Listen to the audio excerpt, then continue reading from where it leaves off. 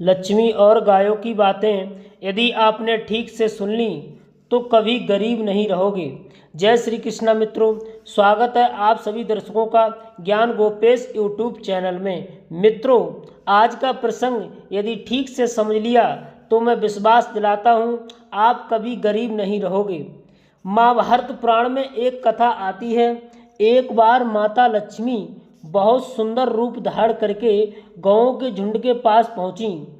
एक सुंदर रूप वाली नववती को देख करके गौओं ने पूछा, हे देवी, तुम कौन हो और कहाँ से आई हो? तुम तो इस पृथ्वी की सबसे सुंदर स्त्री जानी पड़ती हो। सच सच बताओ, तुम कौन हो? हमारे पास क्यों आई हो? गौओं के इस प्रकार पूछने पर लक्ष्मी ने अपना परिचय दिया और कहा, हे गायों, सारा जगत मेरी कामना करता है। दुनिया में मैं लक्ष्मी नाम से प्रसिद्ध हूँ। इस समय मैं दैत्यों का त्याग करके आ रही हूँ, क्योंकि वे आचार भ्रष्ट हो गए थे और अहिंसा पर उतर आए थे। निर्दोष पशुओं को मार मार कर खाने लगे थे। वृद्धों का सम्मान करना भूल गए थे। बच्चों को उल्टे संस्कार देकर के चरित्रहीन बना रहे थे। स्त्रियों का बेवजह परेशान करते थे। हर समय घर में कलेश मचा रहता था। तामसी भोजन खा करके सारे दिन सोते रहते थे। एक दूसरे को गालियां देना, मारना पीटना शुरू कर दिया था। वे धन का दुरुपयोग करने लगे थे। वे धन बल पर निर्दोष प्राणियों पर जोर दिखाने लगे थे। वैश्याओं का संग करने लगे थे। उनके इस प्रकार घिनौने निंदनीय चरित्र देखकर मुझसे रहा नहीं गया, इसलिए मैंने उनका त्याग कर दिया। मेरे त्याग करते ही राक्षस सब नाश को प्राप्त हो गए। देवता लोग मेरे रहने के कारण आनंद भोग रहे हैं। जिस दिन देवता लोगों ने मेरा दुरुपयोग किया और आचार भ्रष्ट हुए, उस दिन मैं उन्हें भी छोड़ करके चली जाऊंगी। लोग कहते हैं कि मैं चंचल हूँ, एक स्थान पर ज़्यादा टिकती नहीं हूँ। यह उनकी बात गलत है।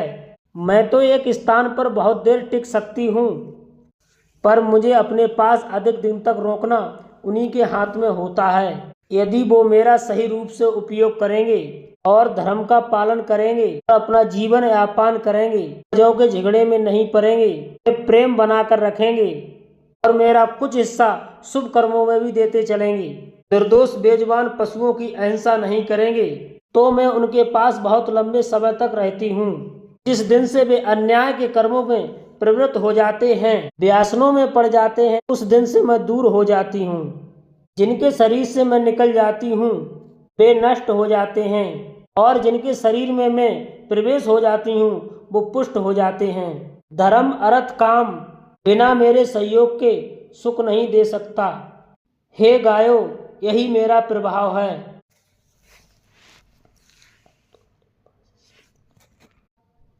अब तुम्हारे पास इसलिए आई हूँ कि मैं चाहती हूँ कि मैं तुम सबके शरीर में निवास करूं। तुम लोग मेरा आश्रय पाकर के ही श्री संपन्न हो जाओ। लक्ष्मी की बात सुनकर गायों ने कहा, हे देवी, आप कहीं और जाकर रहो, हमें तुम्हारी इच्छा नहीं है। तुम्हारा बहुतों के साथ एक सा संबंध है।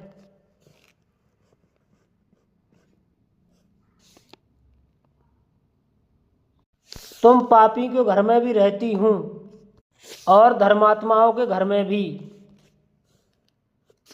इसलिए तुम कहीं और जाकर रहो जहाँ तुम्हारी इच्छा हो।